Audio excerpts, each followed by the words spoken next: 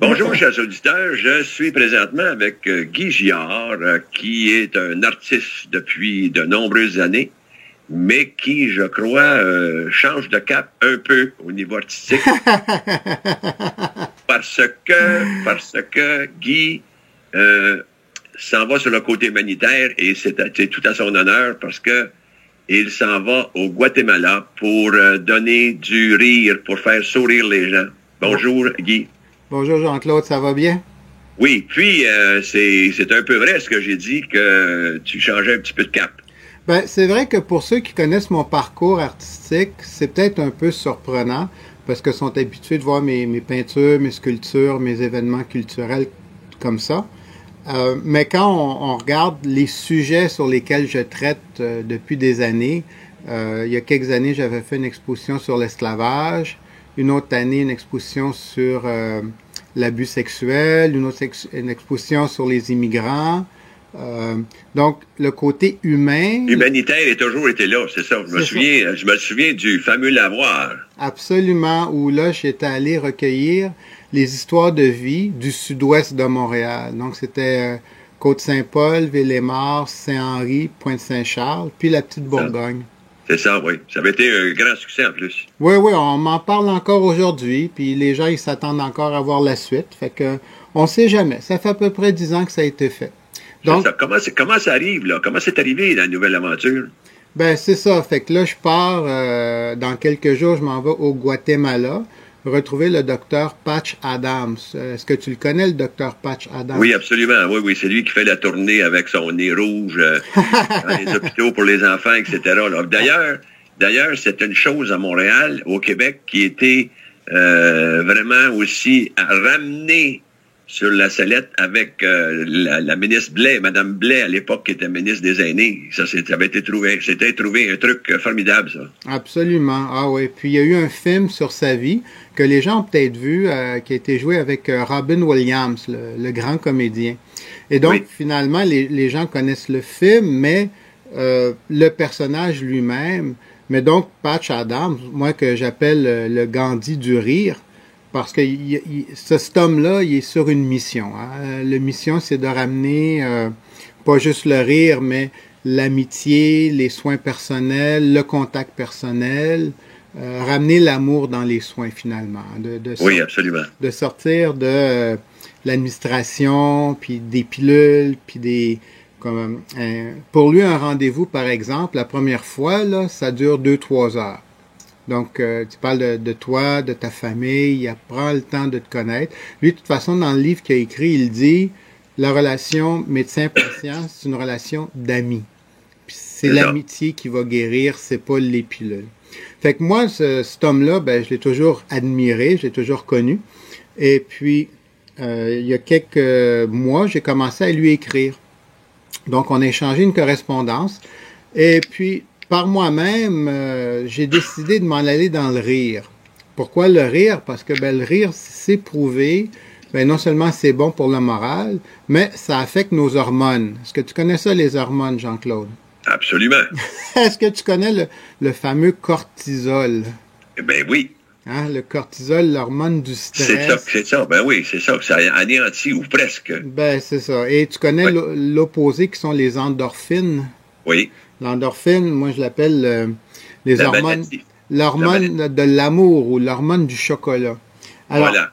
donc, le rire, c'est pas seulement le moral, mais ça diminue la tension artérielle, ça augmente la circulation du sang, ça augmente l'oxygénation du sang. Très important. Absolument, ça a plein d'effets physiques. Hein. C'est pas juste moral quand on dit c'est bon pour la santé. Alors, moi, j'ai l'occasion maintenant, là, c'est comme, j'ai une belle petite fille, Ayana, qui a 9 ans, mon épouse qui travaille bien. Donc, je me suis dit, hein, je viens d'avoir 54 ans. Et puis, ça fait longtemps que j'avais cette idée-là de partir pour rejoindre le docteur Adams. Puis finalement, ça revient à une décision. Hein. On a toujours des bonnes idées dans notre vie. Oui. Et à un moment donné, ben, on se dit, ben, c'est le moment de les faire. Fait que le Guatemala, ben eux, c'est un peu toute l'histoire de l'Amérique. En veut pas, c'est l'histoire de la colonisation. Et donc, quand les colons sont arrivés, il y avait les peuples autochtones qui étaient ici. Et dépendamment de quelle région du monde, il y a le stéréotype qui est bien connu dans le sud des États-Unis, hein, des champs de coton, par exemple. Oui. Moi, il y a quelques années, quand j'avais fait l'exposition sur Marie-Joseph Angélique, c'était sur l'esclavage à Montréal. Et puis les gens étaient choqués. Moi, je me souviens, ça avait choqué pas mal, oui. C'est ça. Et s'ils n'étaient pas choqués, ils étaient juste comme, ben non, voyons donc, on connaît pas cette histoire-là. Donc, j'ai commencé à raconter cette histoire-là. Et donc, à travers toute l'Amérique latine, ben justement, il y a toujours eu cette situation entre les peuples autochtones et les nouveaux arrivants, donc les Espagnols à l'occurrence. Donc, le Guatemala vient de sortir d'une guerre civile qui a duré à peu près 35 ans. Et malheureusement, même moi, je savais pas ça. J'ai appris ça il y a quelques semaines, qu'il y a un général qui a été accusé d'un génocide.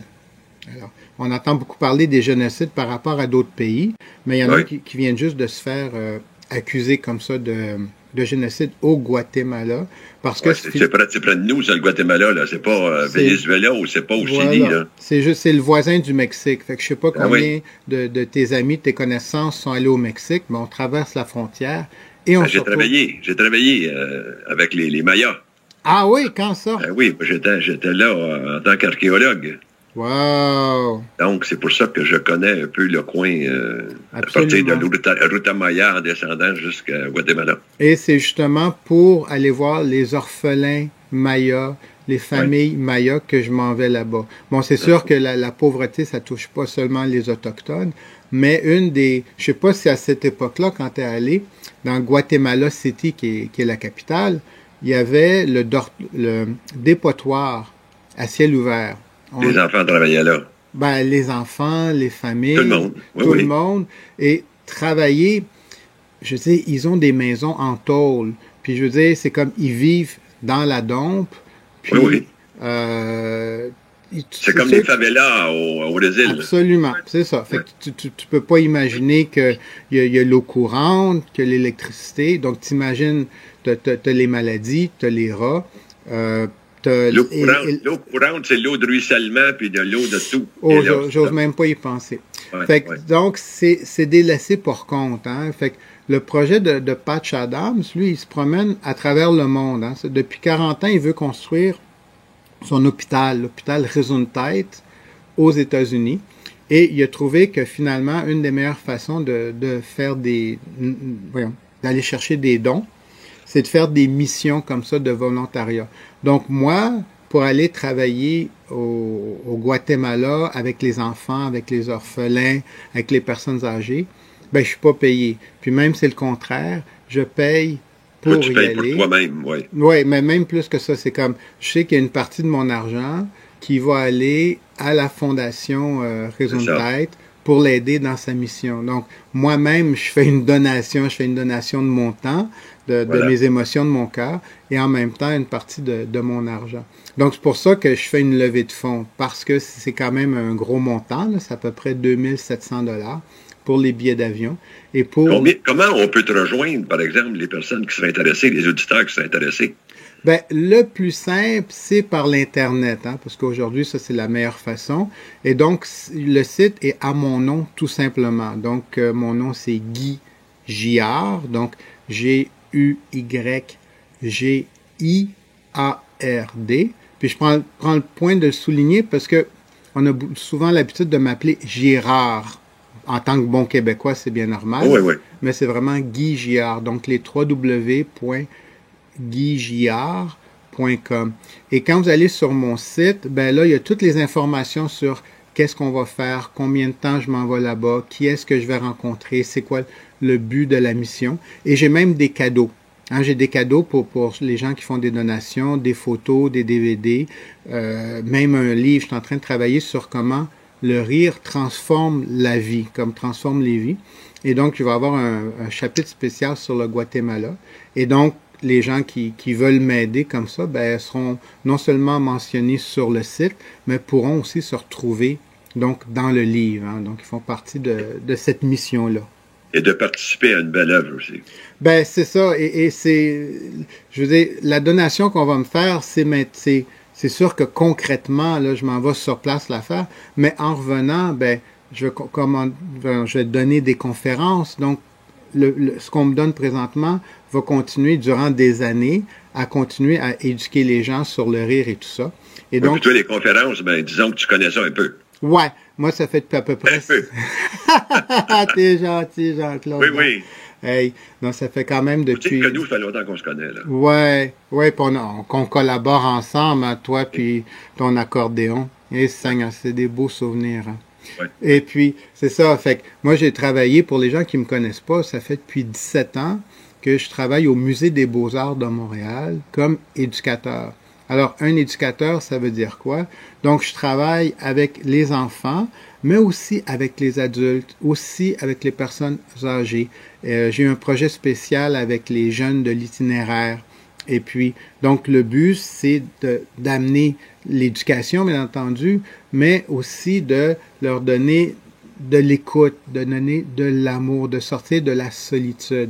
Fait que finalement, ça va les faire rire en plus. Ben, c'est ça. Puis dans mes conférences, hein, pour ceux qui ont eu la chance de les voir, je fais des conférences sur l'art puis sur la musique. Mais pendant ces conférences-là, ben, je chante. Puis pendant ces conférences-là, je danse. Puis des fois, je danse avec le public. C'est vraiment plus un spectacle d'humour puis tout ça. Fait que moi, justement, en m'en allant là-bas, donc j'ai mon costume de clown, là, ceux qui vont avoir la chance d'aller sur mon site, vous allez voir ça. Il y a même une vidéo où je vous raconte toute l'histoire. Peux-tu nous dire ton site, ton adresse du site, s'il vous plaît? Oui, absolument. Donc, c'est les www.guygiard, GUYGIARD.com. Et vous allez me voir justement avec un de mes costumes, parce que j'ai 2-3 costumes. Puis il y en a souvent qui me disent, ben oui, tu vas faire un spectacle. Non, c'est pas ça. C'est pas une tournée comme un artiste qui s'en va faire une tournée. C'est vraiment, je m'en vais, puis c'est du 1 à 1. Donc, je m'en vais dans un centre d'âge d'art, puis je jase avec les gens, j'ai rencontre, puis les toujours habillé avec le costume. Ouais. Puis c'est de leur amener de l'espoir, de l'amener de lumière. Puis, je veux dire, on le sait, hein, comment ça fait du bien de rire. Hein? Je pense que je n'ai pas besoin de te convaincre pour ça. Fait que le rire et la musique. Le rire et la musique, c'est très important parce que tu le sais, lors de mes prestations musicales avec les aînés, il y a des personnes qui sont atteintes de grandes maladies, mais ils deviennent présents juste parce que il y a un air qui vient de les toucher. Absolument. Ça lui rappelle quelque chose, même s'ils souffrent de la maladie d'Alzheimer. Absolument. Je vois ça couramment. Donc, c'est vraiment une question, comme tu disais tantôt, c'est de la grande humanité à ce moment-là. Oui, c'est ça. C'est une mission, comme tu dis, qui se passe au-delà, juste comme de la personne à la personne. C'est vraiment faire une différence dans leur vie. Puis je sais que moi aussi, dans ma vie, là, je m'apporte pas ma boîte de Kleenex, mais je sais que ça va beaucoup me changer. Ça, j'ai hâte de t'en reparler en revenant, là, pour te dire qu'est-ce que moi j'ai vécu. Parce que, comme tu dis, j'ai travaillé dans l'humanitaire, mais comme à distance, en faisant des entrevues avec des gens qui ont souffert ou qui ont passé avec ces choses-là. Puis là, cette fois-ci, ben, je m'en vais carrément sur place. Là, je m'en vais vivre l'expérience là-bas. Fait que c'est pour ça que... Tu as vécu ça un peu lors de tes conférences, mais là, ça va toucher d'autres choses. Ouais, là, c'est vraiment, c'est moi qui va vibrer là, avec l'émotion des gens qui sont là. C'est comme, c'est pas, il n'y aura pas d'interprétation selon ce que la personne va me raconter. Là. C'est comme de mes yeux. Il va falloir aussi que tu t'adaptes avec la culture. C'est ça là-bas là, qui va aussi te grandir. Ben, et puis ça j'ai bien hâte, hein, parce que jusqu'à date, bon, j'ai fait quelques voyages, j'ai eu la chance d'étudier en Hollande, à Amsterdam, puis de travailler à Paris. Donc, je me suis toujours trouvé dans le monde occidental des Blancs, là, si je peux dire, là, mais très généralement, mais francophone ou anglophone. Et puis, bon, l'espagnol, je sais que tout le monde, en tout cas les francophones, on a l'oreille assez agile là, par rapport à l'espagnol.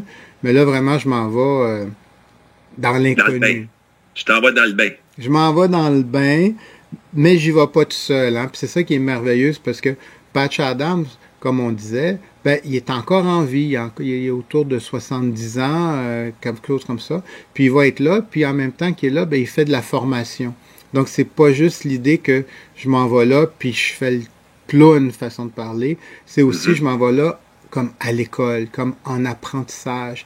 Et c'est pour ça que je dis que en revenant, ben, je vais pouvoir faire des conférences, je vais pouvoir partager ce que j'ai appris.